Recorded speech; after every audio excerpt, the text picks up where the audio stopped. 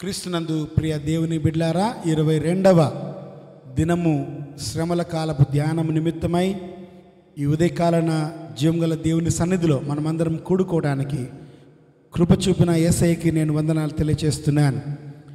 ఈ కల్వరి కిరణాలు అన్నటువంటి ఈ శ్రమల కాలపు ధ్యానములు మీ అందరికీ ఆశీర్వాదకరంగా ఉన్నాయని నేను విశ్వసిస్తున్నాను. ఈ 22వ దినం కొరకైన దేవుని వాక్యాన్ని చదువుకొని వాక్య ధ్యానంలోకి వెళ్దాం. మత్తయి సువార్త 13వ అధ్యాయము 24-25 వచనములను మనం చదువుకుందాం. మత్తయి సువార్త 13వ అధ్యాయము 24వ వచనం. ఆయన మరి యొక్క ఉపమానం వారితో చెప్పెను, ఏమనగా పరలోక రాజ్యము తన పొలములో మంచి విత్తనము విత్తిన యొక్క మనుషుని పోలియున్నది. మనుషులు నిద్రించుచుండగా అతని శత్రువు వచ్చి గోధుమల మధ్యను గురుగులు విత్తిపోయెను. మొలకలు పెరిగి గింజ పట్టినప్పుడు గురుగులు కూడా అగుపడెను.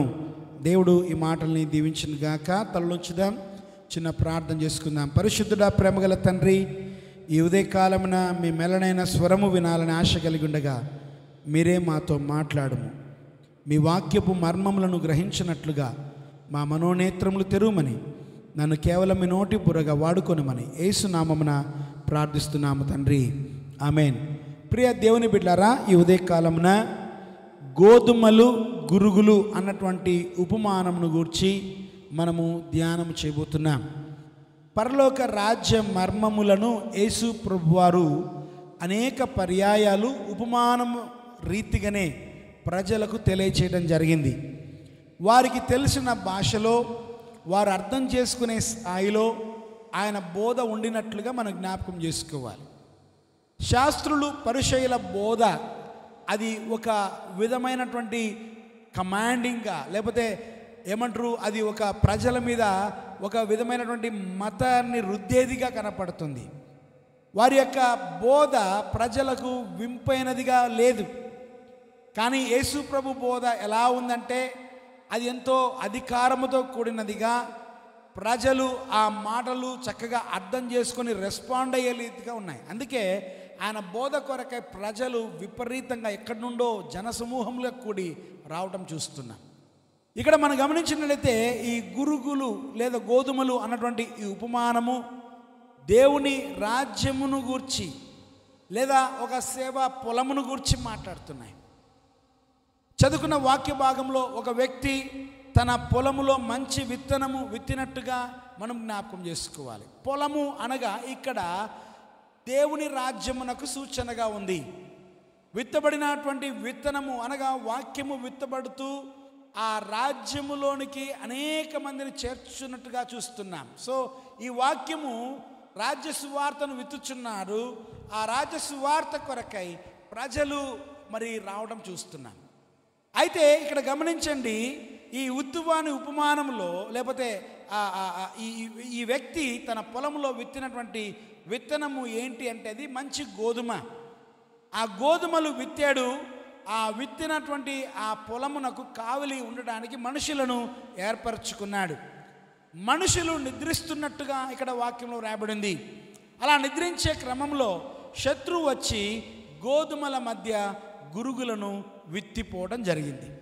అవి పెరిగినప్పుడు, గింజ అగుపడినప్పుడు గోధుమలు కనపడుతున్నాయి, గురుగులు కూడా కనపడుతున్నాయి. గోధుమలు గురుగులు ఈ రెండు కూడా ఒకే రకమైన పోలికను కలిగి ఉంటాయి. కానీ ఒక పనివారు లేకపోతే నిపుణులైనటువంటి వారు మాత్రమే ఏది గోధుమ ఏది గురుగు అని గుర్తుపట్టగలరు. ఆ రీతిగా గోధుమలు ఆహారానికి పనికొస్తే ఈ గురుగులు అనగా వీడ్ ఏదైతే ఉందో అది తినడానికి పనికిరాదు, కానీ అది విషపూరితమైనవిగా ఉంటున్నట్లు జ్ఞాపకం చేసుకోవాలి. ఈ ఉపమానం యొక్క భావం ఏంటి, ఈ ఉపమానం ద్వారా మనం నేర్చుకోవాల్సిన ఆత్మీయ పాఠాలు ఏంటి అని గమనిస్తే, మొదటిది, దేవుడు నిన్ను ఏ పనికి నియమించాడో ఆ పనిని నీవు సక్రమంగా చేయుచున్నావా? ఇది మనము ఈ ఉపమానం ద్వారా నేర్చుకోవాల్సినటువంటి ఆత్మీయ సత్యం. ప్రియ దేవుని బిడ్డారా, చదువుకున్న వాక్య భాగంలో ఒక వ్యక్తి తన పొలమును కాపలా కాయటానికి మనుషులను ఏర్పరచుకున్నాడు. 25వ వచనంలో రాబడింది, మనుషులు నిద్రించుచుండగా. దేవుడైతే తన సేవా పొలమును కాయటానికి ఆయన మనల్ని ఏర్పరచుకున్నాడు. ఆ పొలమును కాయాల్సినటువంటి బాధ్యత మనము. కానీ అనేక మంది సేవకులు, విశ్వాసులైనటువంటి వారు సేవను మరచి, లేదా దేవుడిచ్చినటువంటి భారమును బాధ్యతను మరచి వారు ప్రవర్తిస్తున్నారు. కనుకనే సంఘాల్లో గోధుమలతో పాటు గురుగులు విత్తబడుతున్నాయి. అందుకే అనేక సంఘాల్లో విభేదాలు, కక్షలు, కార్పణ్యాలు. కారణం ఏంటంటే మనకు అప్పగించబడినటువంటి పనిని మనము నిర్లక్ష్యంగా ఉండుట. సాధారణంగా కాపలా కొరకు మనుషులను ఎందుకు పెట్టుకుంటారంటే శత్రువు నుండి రక్షణ కొరకై వారు ఆ పని చేస్తారు. శత్రువు నుండి రక్షణ కల్పించుకున్నటకు. దేవుని సేవా పొలంలో, దేవుని పరిచర్యలో వివిధ స్థాయిల్లో ఆయన మనల్ని ఈ కాపుదల కొరకై ఉంచితే మనం చేయాల్సినటువంటి పనిని మాని అదమరిచి నిద్రిస్తున్నాము.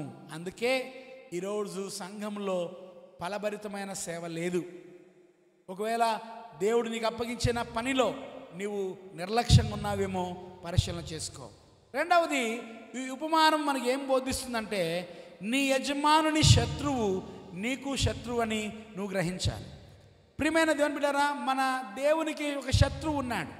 వాడు అపవాది. వాడినే సాతాను, లూసిఫర్ అని అంటారు. మన తండ్రి అయిన దేవుని యొక్క శత్రువు ఆయన పిల్లలమైన మనకు శత్రువే. ఫర్ ఎగ్జాంపుల్, ఇప్పుడు మీ డాడీకి లేదా ఒక వ్యక్తి శత్రువుగా ఉన్నాడు అనుకుంటే, ఆ వ్యక్తి మీ డాడీకి శత్రువు కనుక ఆయన కుమారుడుగా, కుమార్తెగా నీకు కూడా వాడు శత్రువే. నీ తండ్రి యొక్క శత్రువు నీకు ఎప్పటికీ మిత్రుడు కాడు. దయచేసి ఈ విషయాన్ని నువ్వు జ్ఞాపకం చేసుకో. పరలోకపు తండ్రికి ఒక శత్రువు ఉన్నాడు. ఈరోజు మనం క్లెయిమ్ చేసుకుంటున్నాం, నేను పరలోకపు కుమారుని, కుమార్తెనని. సో దేవుని పిల్లలంగా వాడు మనకు శత్రువు అని జ్ఞాపకం చేసుకోవాలి. మరి దేవుని శత్రువుతో మనము సహవాసం చేయటం ఎంతవరకు సమంజసం? ఈరోజు దేవుని పిల్లలంగా, విశ్వాసులంగా అపవాదికి దూరంగా జీవించాల్సినటువంటి మనము అనేకమైన లోకానుసారమైన క్రియలను కలిగి ఉంటున్నాం. కారణం ఏంటంటే వాడు మన హృదయాలను అలా ప్రేరేపిస్తున్నాడు. వాడు మన తండ్రి శత్రువు అని మనము ట్రీట్ చేయకుండా వానితో మిత్రుత్వాన్ని కోరుకుంటున్నాం. అందుకే మనము లోకానుసారంగా జీవిస్తున్నాం. ఇక దేవుని సేవా పొలము ఎలా మనము కాయగలము? అందుచేత దేవుని రాజ్య వారసులుగా వాడు మనల్ని మోసగిస్తున్నాడన్న సత్యాన్ని నువ్వు జ్ఞాపకం చేసుకో. మూడవది, దేవుని సేవా పొలములో బాధ్యతతో మసులుకోవాల్సిన మనము తిరిగి దేవుణ్ణే శంకిస్తూ ఉన్నామేమో మనం పరిశీలన చేసుకోవాలి. దేవుడిచ్చినటువంటి బాధ్యతల్లో మనం నమ్మకంగా ఉండాల్సింది పోనిచ్చి సమస్యలు సంఘంలో వచ్చినప్పుడు ప్రభా ఏంటిది అని మనం దేవుణ్ణే ప్రశ్నిస్తున్నామేమో. ఇక్కడ ఈ పని వారు చేసిన పని కూడా అదే. గురుగులు వారు చూడంగానే వాళ్ళు వెంటనే ఆ యజమాను దగ్గరికి వెళ్ళి అంటున్నారు, అయ్యా నీవు నీ పొలములో మంచి విత్తనము విత్తితివి కదా, అందులో గురుగులు ఎక్కడి నుండి వచ్చానని అడిగిరి. చూడండి వీళ్ళ పని. అయ్యా నీవు పొలంలో మంచి విత్తనాలే విత్తావా? ఈరోజు మనం కూడా ఇలాంటి స్థితిలోనే ఉన్నాం. సంఘాల్లో అనేకమైన సమస్యలు, కష్టాలు లేదా మరి విభేదాలు కలిగినప్పుడు మనం దేవుని దగ్గర అంటున్నాం, దేవా ఎందుకు ఇలా జరుగుతుంది? ఎందుకు జరుగుతుంది? ఎందుకంటే మనము మన బాధ్యతలు విస్మరించాం కనుక. దేవునిలో తప్పులేదు.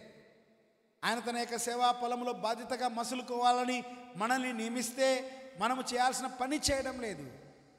కానీ తిరిగి మనం దేవుణ్ణే ప్రశ్నిస్తున్నాం. అందుచేత మనల్ని మనం పరిశీలన చేసుకోవాలి. నాలుగవది, నీకు అప్పగించబడిన పనిని విడిచి ఇతరుల పరిచయంలో జోక్యం చేసుకుంటున్నావా? ప్రియ దేవుని బిడ్డలారా, ఇక్కడ వ్రాయబడినటువంటి మాటల్ని మనం గమనించినట్లయితే 28వ వచనంలో ఆ పనివారు అంటున్నాడు, ఆ యజమానితో మాట్లాడుతుండగా ఆ దాసులు అంటున్నారు, మేము వెళ్ళి వాటిని పెరికి కూర్చుట నీకిష్టమా అని అతనిని అడిగిరి. మేము వెళ్ళి పెరికి వాటిని కూర్చుట నీకు ఇష్టమా? వాస్తవంగా వీళ్ళెవరు? వీరు పొలానికి కాపలాదారులు మాత్రమే, కోతగాండ్రు కాదు. అప్పుడు యజమాని అంటున్నటువంటి మాట ఏంటంటే, వద్దు, గురుగులను పెరుగుచుండగా వాటితో పాటు ఒకవేళ గోధుమలు పెళ్ళగింతురేమో. కోతకాలము వరకు రెండింటినీ ఎదుగా నీయుడి. కోతకాలమందు గురుగులను ముందుగా కూర్చి వాటిని కాల్చివేయటకు కట్టలు కట్టి గోధుమలను నా కొట్లలో చేర్చి పెట్టుడని కోతగాండ్రతో చెప్పుదును. కోతగాండ్రు హార్వెస్టర్స్, వాళ్ళు పని ఏంటంటే వారు చక్కగా కోత కోసి నాణ్యమైనటువంటి ధాన్యమును కొట్టలో చేర్చడమే వారి పని. మిగిలిన పనికి మాలిన వాటన్నిటినీ ప్రోగు చేసి కాల్చివేయటం వారి పని. కానీ వీళ్ళేమంటున్నారంటే, మేము వెళ్ళి వాటిని కూర్చుటానికి ఇష్టమా? ఈరోజు దేవుని సేవా పొలమును కావలి కాయాల్సినటువంటి మనము ఆ పనిని విడిచిపెట్టి ఇతరుల పరిచర్యలో జోక్యం చేసుకుంటూ మనము ఏదో దేవుని పరిచయలో ఉన్నతంగా ఎదగాలని ప్రయత్నం చేస్తున్నాం. అలా కాదు.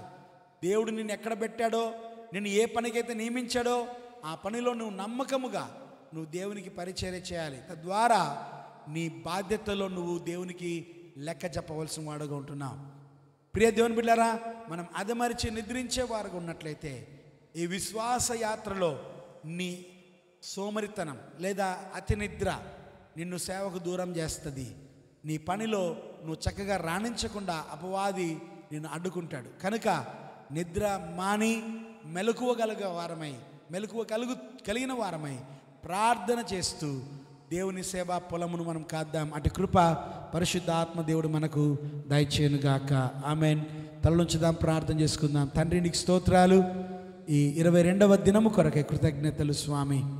ఈ ఉదయకాలమున వాక్యమును వీక్షిస్తున్న మీ బిడ్డలందరినీ కూడా పేరు పేరున దీవించండి, ఆశీర్వదించండి. ప్రభువా, ఈ వాక్యం మా హృదయాల్లో ఫలించినట్లుగా కృప చూపుమని యేసు నామమున ప్రార్థిస్తున్నాము తండ్రి. ఆమెన్. దేవుడు మిమ్మల్ని, మీ కుటుంబాలని ఆశీర్వదించునుగాక. ఆమెన్.